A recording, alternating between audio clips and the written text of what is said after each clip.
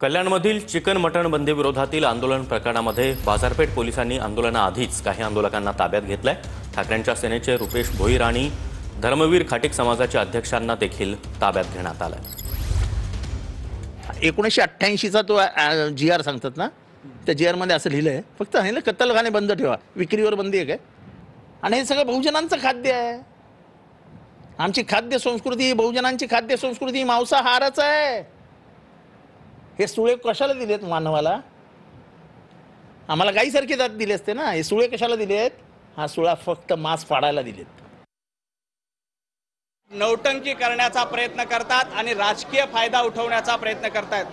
माझा जितेंद्र आव्हाड यांना सवाल आहे, जेव्हा 1988 साली शरद पवार मुख्यमंत्री असताना स्वातंत्र्य दिन, गांधी जयंती, महावीर जयंती या सणाच्या दिवशी मांसाहार आणि कत्तलखाने बंद करण्याचा निर्णय शरद पवार हे मुख्यमंत्री असताना घेण्यात आला होता। जितेंद्र आव्हाड शरद पवार यांचा निषेध करणार आहेत का? शरद पवार यांना जितेंद्र आव्हाड प्रश्न विचारणार आहेत का की तुम्ही त्यावेळेला या निर्णयाची अंमलबजावणी का केली?